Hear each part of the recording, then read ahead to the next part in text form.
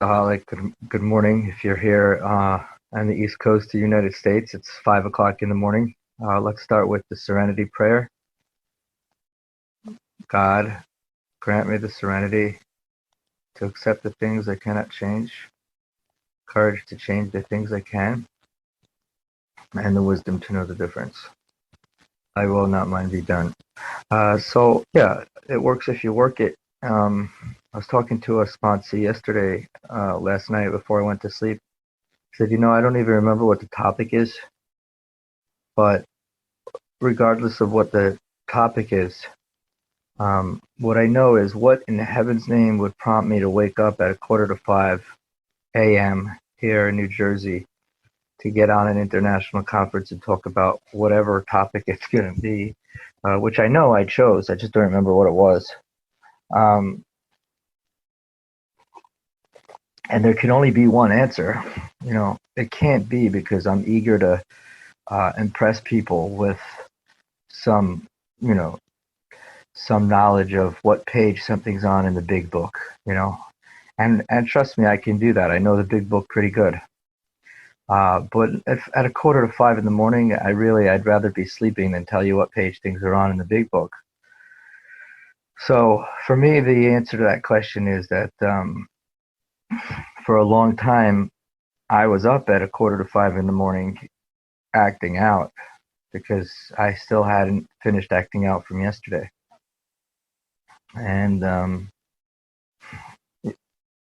for me to be able to put a little bit into my recovery that I put into my addiction, like the book says, and it, for the purpose of carrying the message to the sexaholic who still suffers, that's the only answer. If there's anybody on the line who's in the program and struggling, for me to be able to tell you that it works if you work it, that's really, yeah, it's a good topic because it's true.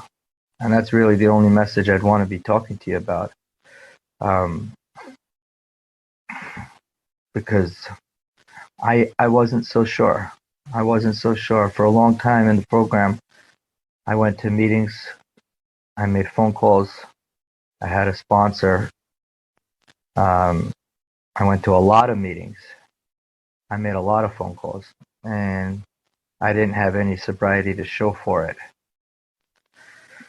And I just resigned myself to the fact that it works for some people when they work it, and I just might be one of those people who are doomed to failure, uh, die a sexaholic death, and that's just my fate. And it bothered me, like why does everyone else seem to be getting more and more sober, more and more recovered as they, and new people came in after me and seemed to catch on and get sober, and before you know it, what do they say? The light is shining in their eyes.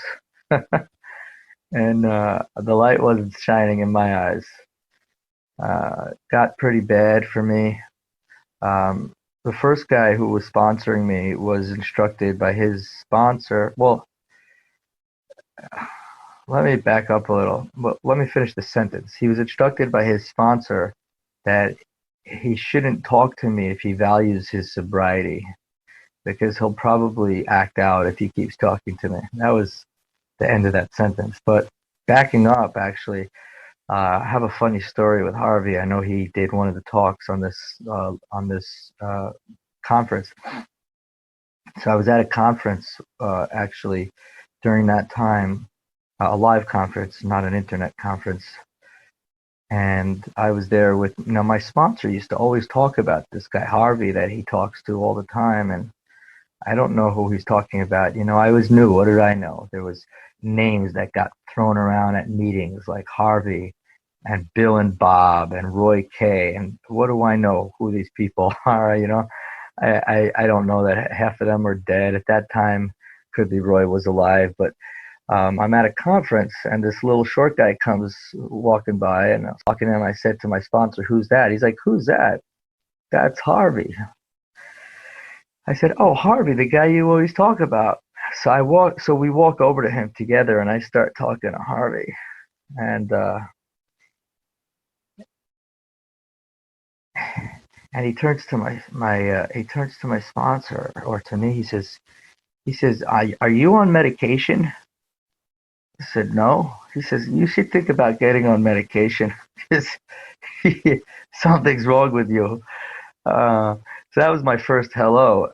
And then we're talking for another minute, and he turns to my sponsor and he says to him, are you his sponsor? And he said, yeah.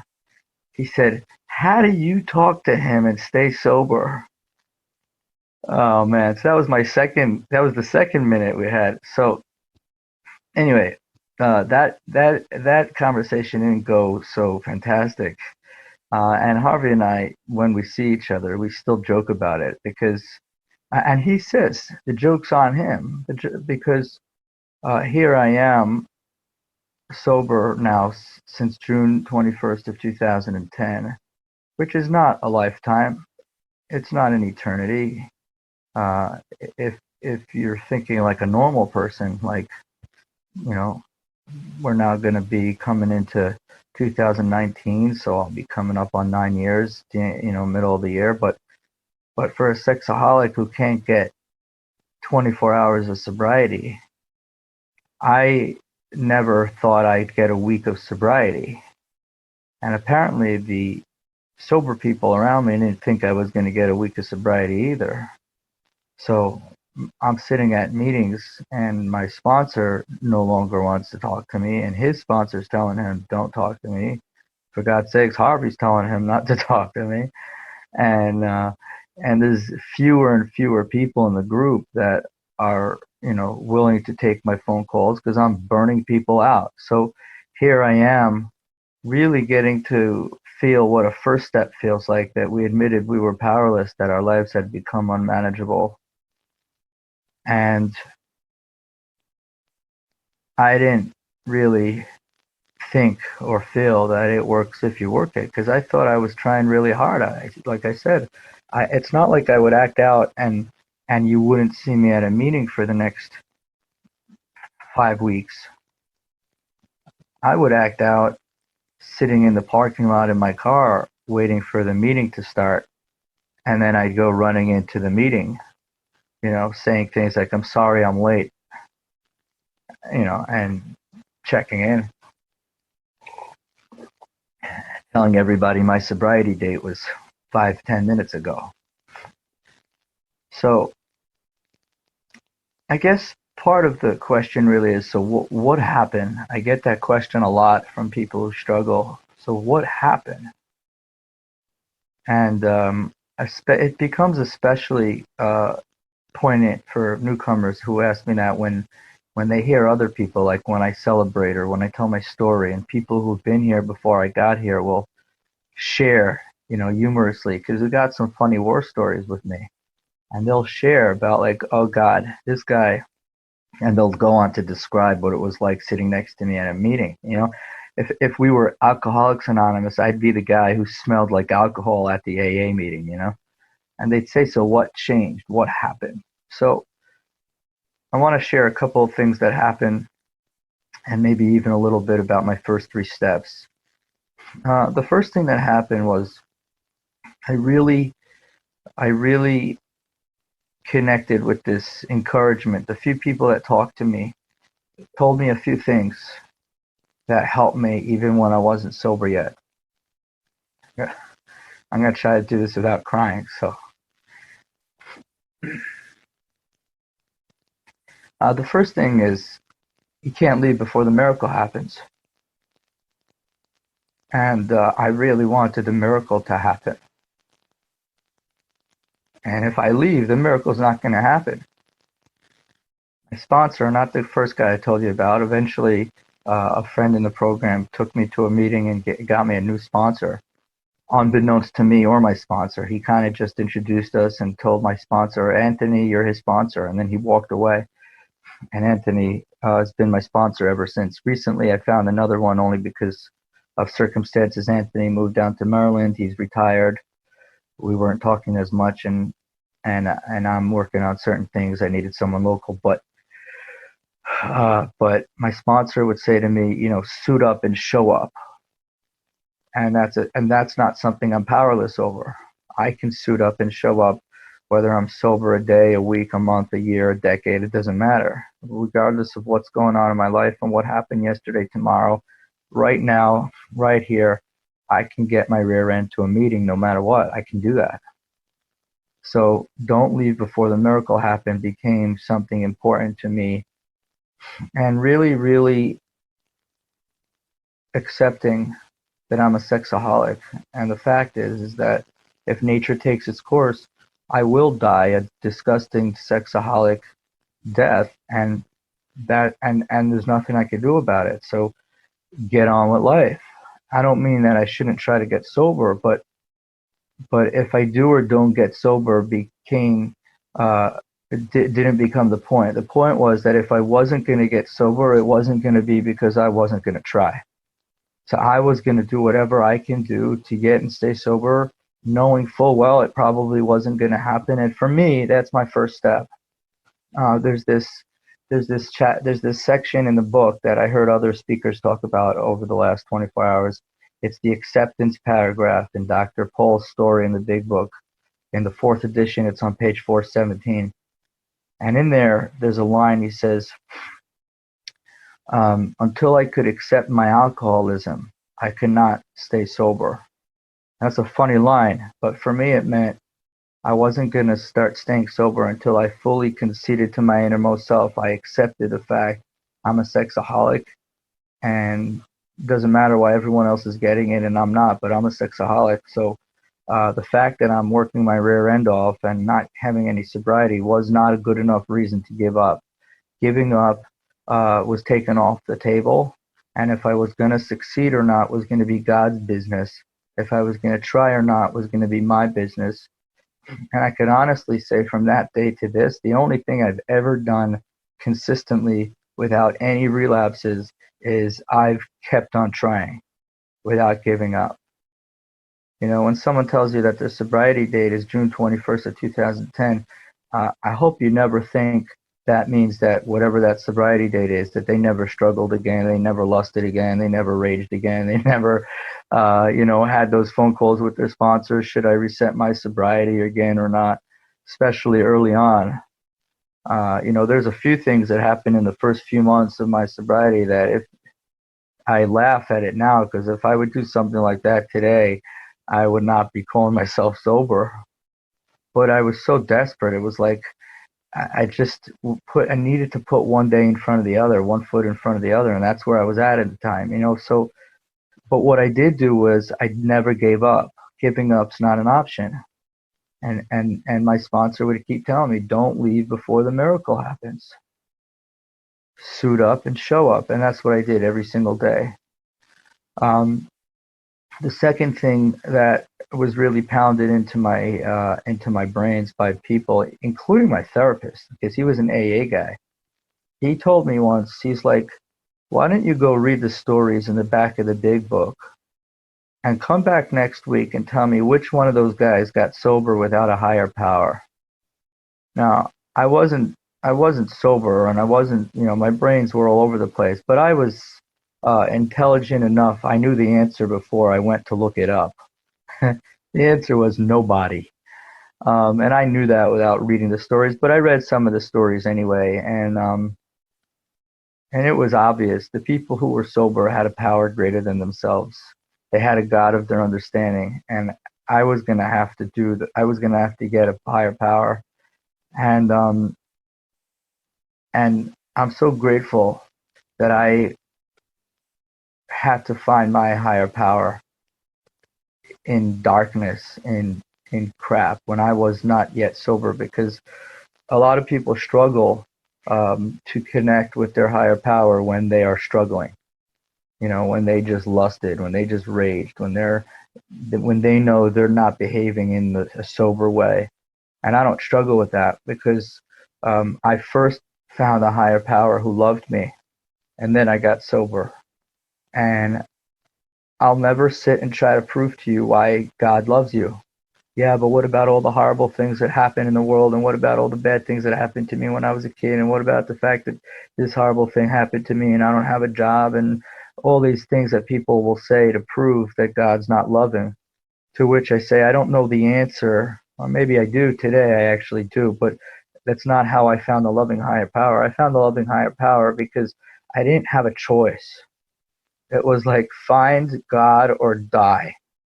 And the way I was acting out, dying was not a cute cliche.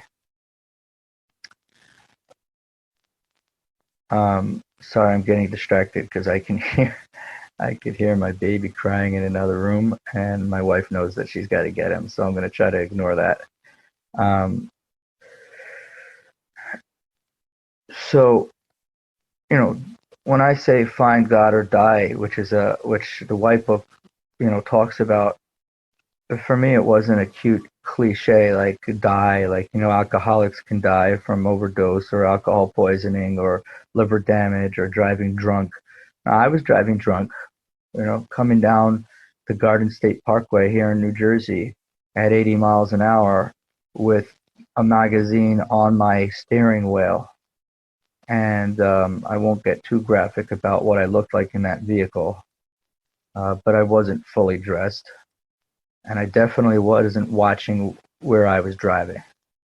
So to think that I could have been involved in a fatal accident just like an alcoholic is not a an exaggeration. And just like a drunk guy will say, by God's grace, I didn't kill anybody, myself or others, I can say, by God's grace, I didn't kill anybody, myself or others. So for me, I didn't have a choice. I just had to say, you know what? I start talking to a God that I didn't understand. I've heard people say, God of my misunderstanding, whoever's out there, if there's any love in you, can you keep me sober today? I'm really struggling. And just start talking to him and just really start doing the things that people told me to do without being so intellectual and figuring out the theory and the philosophy of why it works. Just work it. Just work it. And I did that. So here's what started happening. I started stringing together some time, and when I say some time, I'm talking 2 days, 3 days. And what I started noticing was there were certain days where I would go to a meeting in the morning, and certain days where I would um, really, do that third step that they talk about, and I would do it right when I woke up, and I would do it on my knees. Now that's not something that the book says you got to do, but that's what was suggested of me by my first sponsor, the one I told you about before. He had told me to pray on my knees. I asked my second sponsor, do I have to pray on my knees? My second sponsor was a Catholic guy, and he said, if you want to. And I tried it both ways, but for me, something about getting on my knees was humble. It was powerful. It was me really feeling like I can't do this without your help. And sometimes it was awkward. Maybe my wife was around or my kids.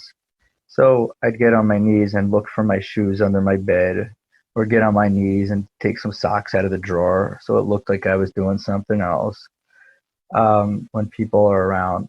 And whatever the case is, I'd do the third step, and I would really, I offer myself to you. I like to say it in modern English, by the way. I don't speak old English. But so, I offer myself to my higher power, and I imagine like as if I'm a waiter at a fancy restaurant, and I'm wearing a tuxedo, and I've got this tray, and the trays with the lids on them, like in the movies where you serve the steak and you pull the tray off, and there's the dish, and I pull the lid. I mean, I pull the cover off the tray, and there's me on the tray, a little version of me, and I come before my higher power and I say, I offer myself to thee. I'm offering myself to thee, to you, my higher power, to do with me and to build with me as you wish, as thou wilt. That means that whatever happens today, you know, you can do whatever the hell you want. And if I'm using shim words, to do with me however the heck you want. And it would be in the morning. I would start thinking of things like, well, what if I spill coffee on my tie? Like, am I okay with that? And I'd struggle. Like, no, I'm not really okay with that. And then someone said to me, well, then don't wear your tie when you're drinking coffee, Shim. Like, oh, you mean there's some things I can do? But this is how it slowly started to just sink into my consciousness. And I would do the third step in the morning, and I'd go to that meeting, and I'd quickly make a few phone calls in the morning on my way to work and say, I don't want to pull off the road today, and suddenly end up at work not knowing how I just ended up acting out somewhere between home and work, and because that would happen. And then just throughout the day, go back to that third step and go back and do the things that people were saying. And I had a sponsor who was telling me certain step work to do, and I would do those step work questions or whatever it was. And on days like that, I'd go to sleep at night and I'd look at my day. I'd say, whoa, I didn't act out today. And I'd say, well, how did that happen? And I'd realize I did a whole bunch of program things today, a whole bunch of things that were suggested to me, not just going to a meeting and making a phone call, but doing step work and really surrendering in a way that I was taught to surrender by the old timers, being of service, coming early to a meeting to set up, calling a newcomer or somebody who's struggling, just different things people were telling me to do, my sponsor and other people. And I'd go to sleep at night and say, wow, I didn't act out today. So I really appreciated that. And one of the things that would happen at night is I was taught to say thank you. If I was sober today, even if I was sober for the first day or for half the day, whatever it is, whatever sobriety I had, don't minimize it. Thank you, God, for whatever sobriety I had today. And if I had not stayed sober, I would still talk to God. I'd say, thank you for my day. Good night. And I started talking to God. And on those days, I had better days. And then there'd be some days where maybe I went to a meeting or I didn't, and maybe I missed a meeting, or maybe I would skip the third step prayer in the morning, or I just somewhere in the middle say, forget that program stuff. And I'd go to sleep at night and I'd look at my day and it was a disaster.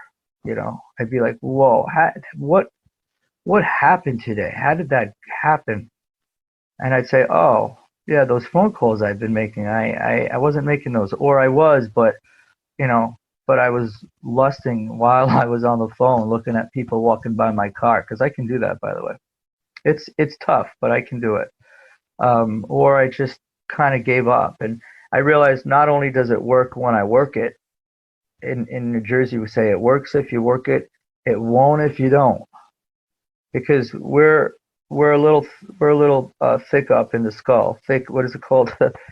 Thick-headed. At least I am. Like, I need you to explain to me it works when you work it, and it won't if you don't. Like, I need that part reminded. I need to be reminded it won't if you don't, which means if I give up somewhere in the middle of the day, I'm probably not going to have a good rest of my day. So for me, that became my second step. It works if you work it, and it won't if you don't became my second step. I came to believe that it works if I work it. And I laugh a lot when I sponsor guys who struggle and they say, well, the program doesn't work for me. And always I'll say, all right, let's look at the record. Like the big book says, let's look at the record. The days you're struggling, are those the days you're working really, really hard at the program, or are those the days that you're kind of giving up and saying, forget it? It's usually the days where we're not doing the work. So that doesn't prove that the program doesn't work for you. That kind of proves that not doing the program doesn't work for you. So how that equals forget it, I'm going to leave the program, doesn't make a lot of sense to me. Well, it makes sense if I take a step back and realize that it's frustrating and it's painful and we just want to run away and forget it. And I get that, but it's not true. The program works. but I've got to do the legwork. I've got to do the footwork. I've got to do the actions. It's not what I thought it was when I was a newcomer, or just show up and some magical thing happens and the group will somehow save me. No, it won't. I've got to be responsible for my recovery, and I've got to be responsible to make those phone calls. I've got to be responsible to do those step work. So step work is the final thing that really um, separates what my program looked like when I was just doing phone calls and meetings and not staying sober, and what my program looked like when I was doing phone calls, meetings, and I was staying sober. Working the steps for me is not a convenience. It's not a cool thing to do after you got some sober time. Uh, I can't I can't get sober time without working the steps. For me, steps one, two, and three are not three steps I work after I get sober. Those are the three steps I work in order to get sober. Step four is the step I start doing after I get sober. I really believe that's not a smart thing to do when you're not sober. I sponsored a guy who tried doing his fourth step when he wasn't sober. It didn't go well because it's a pain. It is a painful step. It's not as scary as people think it is, but there's a lot of resentments in there, which usually means we're going to be writing about stuff that happened to us as a kid, which ironically is very related to the development of sex addiction. Now, I didn't know that when I was new. I just thought there was this weird phenomenon in me called sex addiction. But as I did the step work, I started realizing the relationship between all of the resentments and trauma that I went through as a kid always coincided with my addiction getting worse. You know, my addiction started when I was in second grade. It got worse when I was in seventh grade, even worse when I was in high school, then even worse when I got married, you know. So so I started recognizing the correlation between certain events. But if I try to do that work when I'm not sober, I'm just going to be frustrated and it's going to make my addiction worse. But for me, steps one and two, I just told you what that looked like for me. That was all in my acting out time. Now, if you're sober and you haven't started your steps, please don't go back and act out so that you can do it my way. You don't ever have to go back and act out. And please, though, get into your steps, because these steps, these 12 steps to freedom, these are the steps we took, which are suggested as a program of recovery. That's what the book says. Here are the steps we took, which are suggested as a program of recovery. So if you want to know what is the program of recovery, we talk about the program. The program is the steps. And that's something that I really, really had to learn, and I'm grateful I was told it by people who weren't scared to say it. And I'm not here to get involved in debate. You know, I know there's people who call me all the time and say, well, my sponsor told me I should first get sober and then start the steps. I can only share my experience, strength, and hope. As a guy who struggled, it didn't work for me. I had to start my steps. I had to admit and concede to my innermost self that I was a sexaholic, that I was going to die a miserable sexaholic death, and find a power greater than myself to one day at a time just get up in the morning and turn my will and my life over and say, please help me. I cannot do this without you. You know, step two. And then over time realize, wait a minute, this is working. So, Shim, are you ready to turn your will and your life over to care God as you understand them? Step three. You know, by the time I finally took that third step, I was sober, probably about 90 days, you know, where I was really ready to turn everything over and get into the rest of the steps. But the program of recovery are these 12 steps. Um, I think in terms of my story and the topic of it works if you work it, I've shared the experience, strength, and hope that I've got on that angle. Um, there's obviously a lot more to the program than getting through the struggles of early sobriety, or holding on um, to the hope that not leaving before the miracle happens and keep trying. But I thought it'd be a better idea. I don't know if one of you guys could tell me if there's any comments or questions. Now would probably be a good time to address them.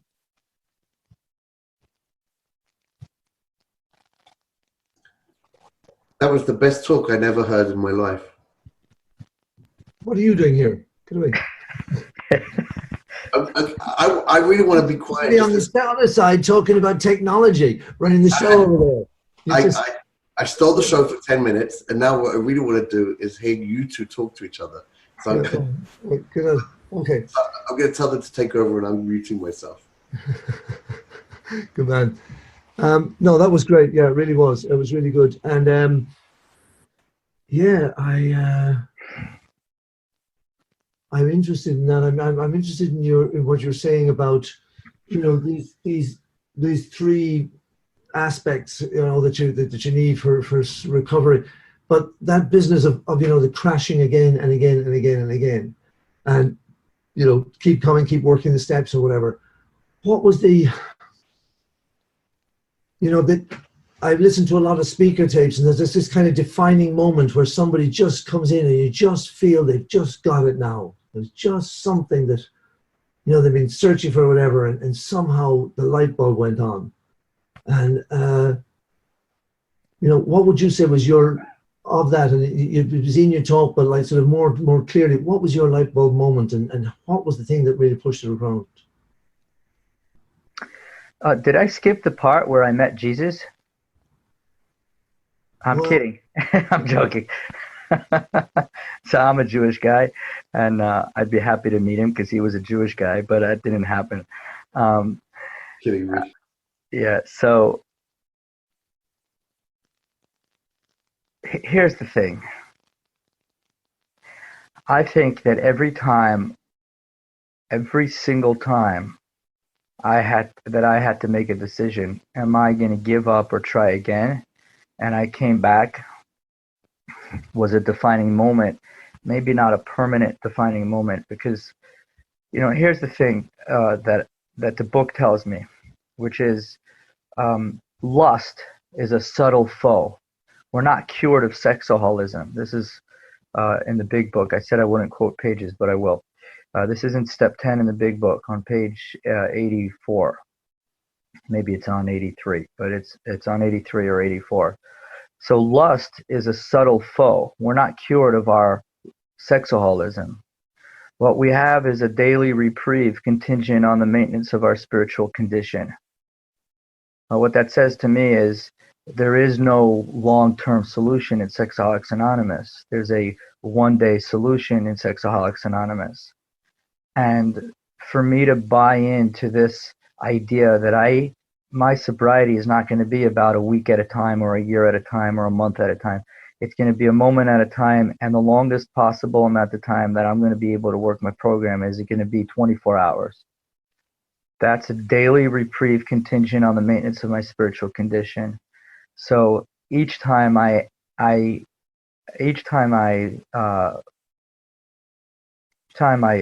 relapsed or I struggled, and this still happens today, by the way, because I don't need to reset my sobriety to do this work.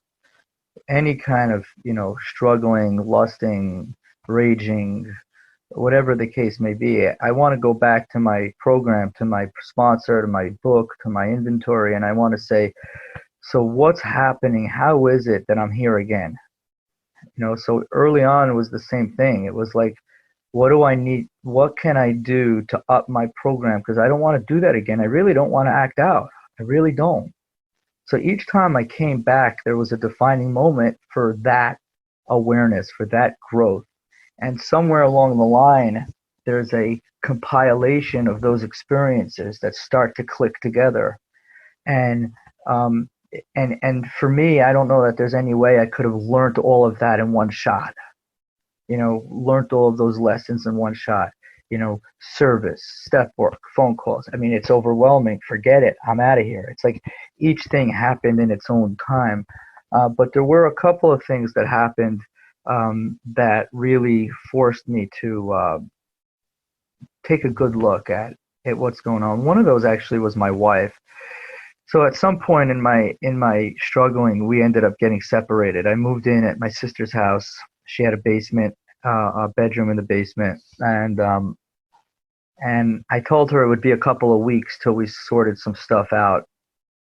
The holiday of Passover was coming, in a couple of weeks. I told her I would be out by Passover. I thought it was going to be Passover of the year we were talking about. I was out by Passover of the next year. So I did tell the truth technically. I was out by Passover, but it was 13 months later. Now, during that time, there was one point where I don't remember the circumstances, but I ended up going out for coffee with my wife, not far from where she worked. And she said something to me that I happened to have really, made an effect on me. She said to me something like, I think you're afraid to be sober.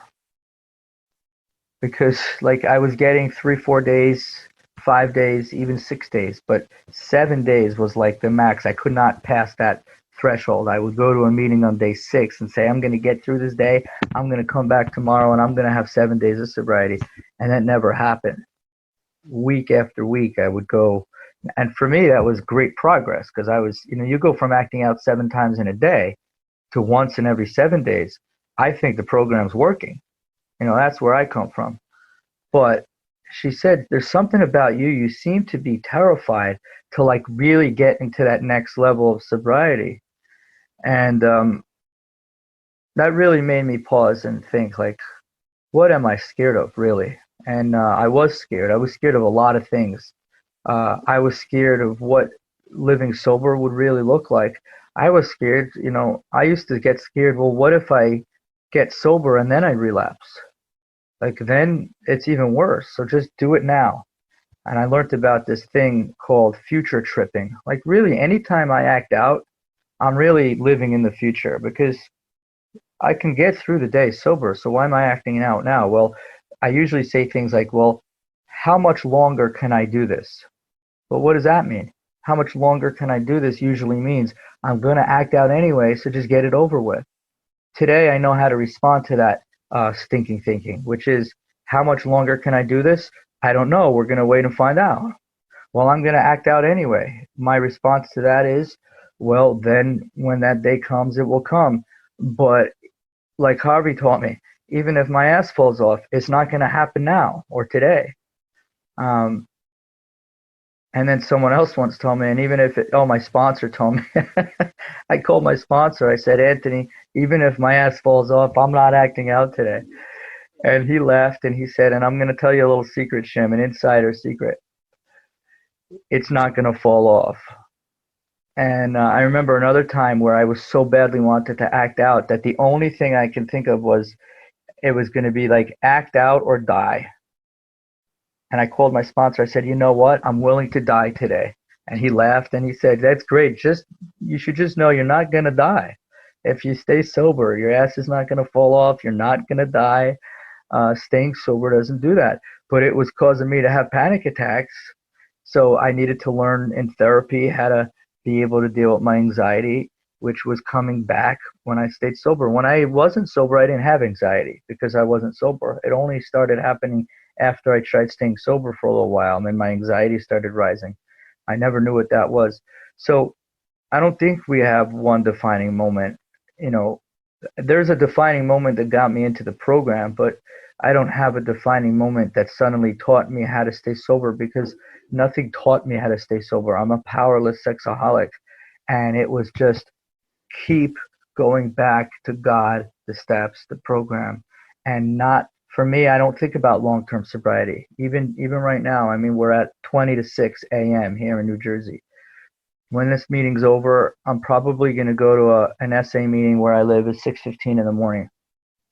And my focus is going to be, what do I need to do to get to sleep sober tonight? That's it. It's the only day I have is today. And I know how to stay sober for one day. I do. And the secret that I think is that if you know how to stay sober for one day, then you can stay sober for the rest of your life. And if you choose to stay sober in the day that you're in. So that's my answer to that question. Yeah, this is great. Is there anybody who has got questions? Anybody like to sort of shoot up a question there on the chat and sort of after Shim? Anybody out there? Yeah, there is a question. So the question Yep. comes from Federico. He says, "Hi Shim, and thanks for your ESH. Hello from a few of us logged in from Exeter, UK. So it's not just one guy. You know, this has been a pattern for the whole sim, that there's been groups of guys gathering around the little screen, and we're spreading the message not just through one, you know, through a bunch of guys." He said, "We wanted to ask you ESH on talking some tough love in meetings when fellows dump in the meetings. On the one hand, we recognize that it's loving to be direct and to call it for what it is. On the other hand, we're all sensitive sexaholics, and we want to avoid harsh judgment of others. Thank you." All right. Let me go see. That person, that was Federico. And I appreciate the question very much, and I appreciate you guys logging in. And I love that people are committed to the program. And I got to remember that when people hold their rear end out of bed and they get out of their house and they go to a meeting, they're doing something. They might not be good at what they're doing. They might not be successful at what they're doing. But please don't assume that someone sitting in a chair at your SA meeting is full of crap, because I could tell you, as that guy for a long time, I could tell you what didn't work for me, and then I could tell you how my experience, strength, and hope. When I came into the program, I was beaten up enough by myself, by my disease. I mean, my disease beat the crap out of me, and I didn't need anybody else doing it. What I needed somebody to hug me, and for me to believe that they knew what I was going through. They knew how it felt to be a sexaholic, because out in the world, I don't believe anyone knows what it's like. When my wife catches me, when she goes through my browser and sees that I was looking at pornography, she's pissed. She's not saying, "Wow, I feel bad for you. Oh, let me give you a hug. It's so painful to." No, she's not saying that. She's saying, "What the heck you doing? Get out of the house." And if I'm not gonna get love at an SA meeting, where am I gonna get it? Now, that doesn't mean when a guy relapses and comes in and he's dumping on the meeting that we all clap and say, "Here, why don't you take us out with a prayer of your choice?" I think that's ridiculous. So I as the chairperson of a meeting, if some guy is sharing in the problem or talking explicitly or dumping, I'm more than happy to raise my hand and cut him off and say, I can you focus on the solution? But the question I think that everybody really has to ask themselves and take inventory of is, are you getting sick and tired of that guy? Are you resenting him? Because if you're not loving the sexaholic who still suffers, who are you carrying the message to? Having had a spiritual awakening as the result of these steps, we try to carry this message to other sexaholics and practice these principles in all our affairs. Who is that sexaholic we're carrying the message to? If it isn't the guy in your meeting who's sick and suffering, you're going to carry a message to the sober guy who already has had a spiritual awakening. He's got to be carrying the message. He's one of the winners. He's got to be carrying the message. You're going to carry the message to someone who's not in the program, who decided not to come to a meeting today. So everyone's got to ask their higher power, what is your will for me? What should I say to this guy? And it should be based on your experience, strength, and hope. I sponsored a guy who sponsored a guy.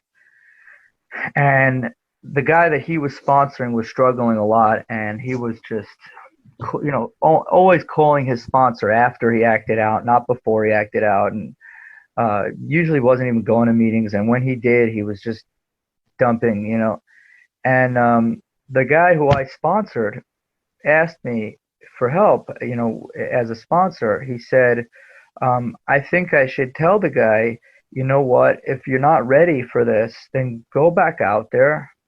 And when you're ready, you should come back. Now, he's asking me if he should tell that to his sponsee. And I could tell you my bias.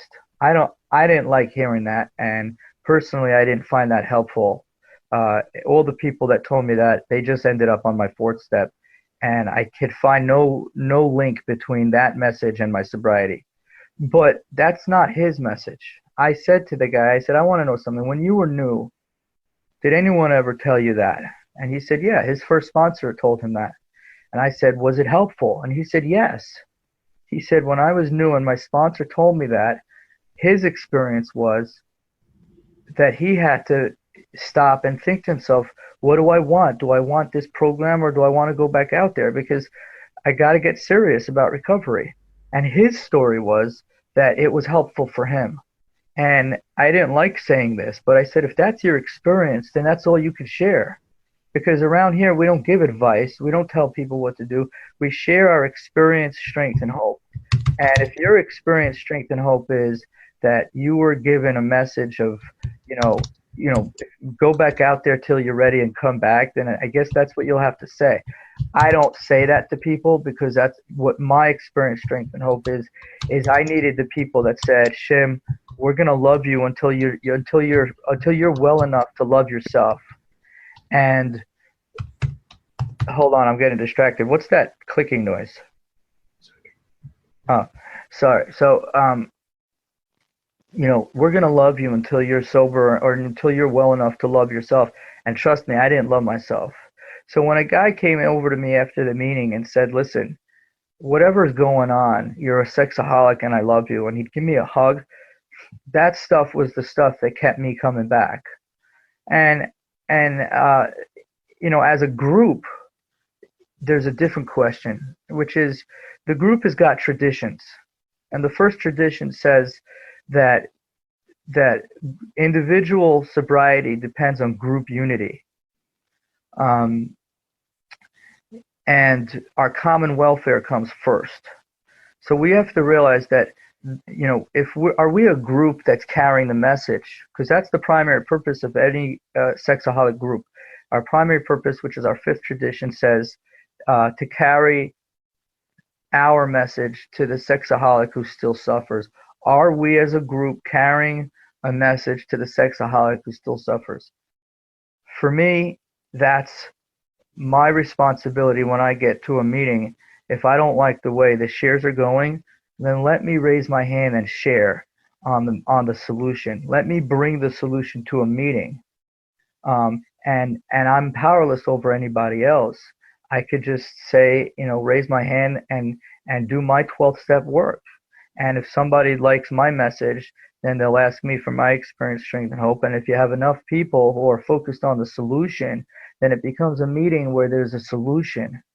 And the other thing is, if your group doesn't have a group conscience, meaning a business meeting at least once a month, then start having a business meeting. And one of the topics at the business meeting can be, are we carrying the message?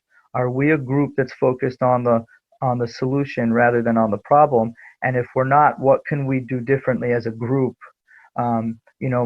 Some groups have had a group conscience in which the first 20 minutes of the meeting, you only have people with 90 days of sobriety or more sharing.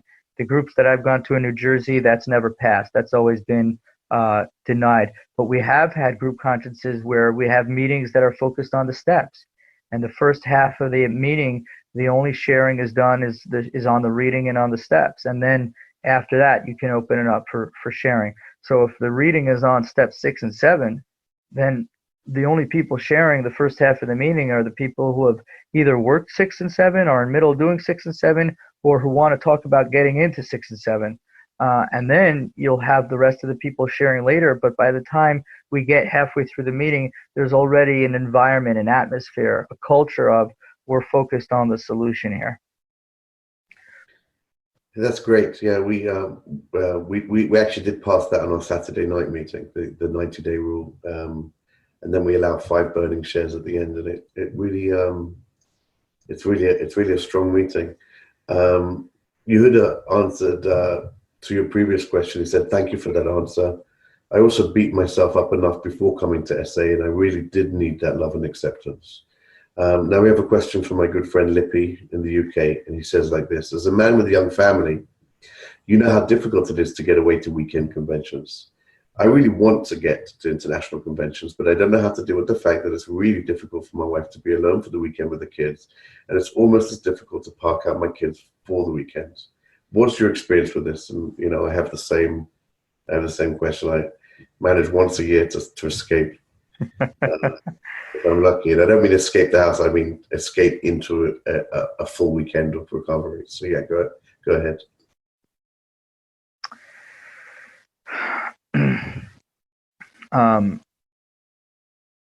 So my recovery's got to come first. And if I put my family before my recovery, I'm going to lose both of them. And if I put my religion before my recovery, I'm going to lose both of them. And if I put my job before my recovery, I'm going to lose both of them. That's the first thing that I hope everybody understands. And I have experienced that and learned the hard way. My sobriety is number one on my priority list. And it goes like this: programming God first, but then it goes my wife second. I have destroyed my family, and the big book talks about this in step 9 and a few other places. When I was in my addiction, I was actively destroying. You know, I love what the old timers say: I have a disease so powerful it kills people that don't even have it. And if you're curious where this is in the big book, I encourage everyone to read it. It's on the bottom of page 82 and the top of page 83. And if you can read that without crying, you still need some more time, because that's every sexaholic's story. We're like tornadoes roaring through the lives of others, and relationships are destroyed, and feelings. I mean, the people that we really it's like Hurricane Shim came to town and just completely wiped out the city. Like, if my recovery is not including a living amends, like it says on the top of page 83, each day asking my higher power in meditation, what can I do today for my family to show them, you know, the kindliness, the tolerance, the pity, the love that there wasn't, that I didn't have when I was acting out. I'm not really there. But here's the thing. My answer that I said at the beginning, that my program's got to come first. The program is the steps. The program is staying sober. Here are the steps we took that are suggested as a program of recovery. I love conventions. I've been to many of them. But conventions is not the program. Conventions is part of the SA fellowship. And if I can get to a convention, great. If I could sit with my family and say, how can I make this work? This is important to me. Is there a way to, like Daniel's doing now? Daniel's been on this line no matter what time of day, the last 24 hours. He's been sitting there. I don't know what the heck. -2. I slept for 2. Oh, you did? I'm disappointed. But I'm hoping that he didn't wake up Thursday morning and say to his family, oh, by the way, guys, you won't see me for the next 24 hours. Then he's doing the same Hurricane Daniel that he was doing before. So there's a respect and an understanding that somewhere along the line I could say to this wife of mine, this family of mine, is this something that we can arrange? I'd like to get there. I've said that many times, and most of the time the answer was, I'm needed at home. I'm not a big fellowship guy. I don't go out a lot for coffee with guys. I'm not out playing football on Friday afternoon when the Sabbath is coming in a few hours and my family is going topsy-turvy and my house is upside down and someone's got to vacuum the playroom and we still don't have soup up on the fire, and 3 kids got to get showered. I'm home, being of service, taking the lessons I learned in Sexaholics Anonymous and applying it in my life. And the book says that. If you read page 100 and 101, it says that when we were drinking, when we were acting out, we were withdrawing from life.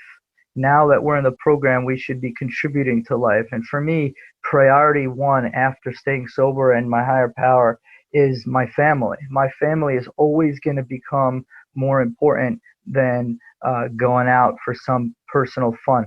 I did my time. I had my fun.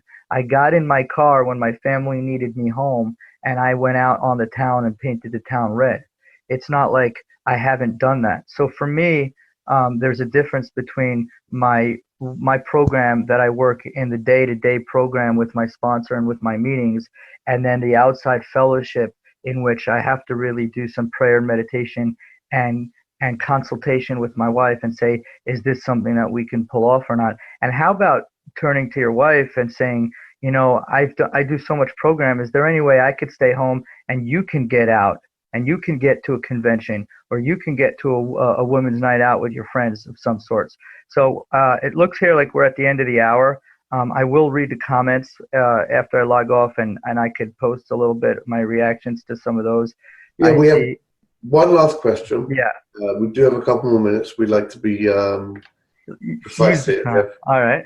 How you doing, Ahmed? Nice to see you. My nuclear clock, thanks to Apple, I show that we have 4 minutes more. Although, great. Yeah, just one last question. And by the way, Hurricane Daniel is still lurking there a little bit, although he did say you're not going to see me that much, but I did manage to get to the shops, say goodnight to my wife, be with the kids in between several sessions, and as I mentioned, I am taking them all away to make up for Hurricane Daniel not being around. So we're rushing out of here in an hour to a hotel.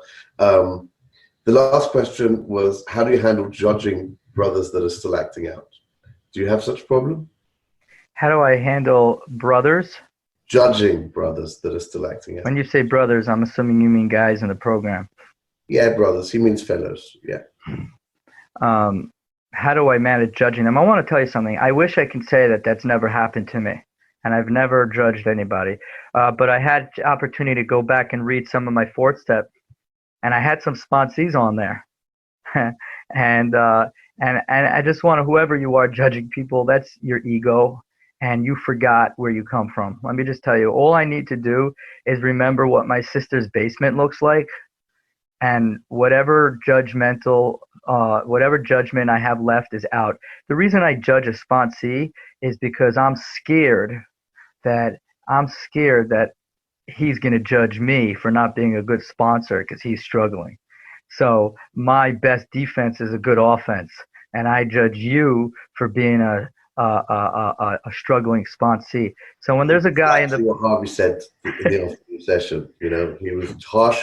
He was harsh on a question, and then he immediately, made his amends by saying that I'm in fear. That's why I'm being. It's the only reason I judge sponsees is because I know I can't control anybody. And do I really believe that step one, when we admitted we were powerless, do I believe that?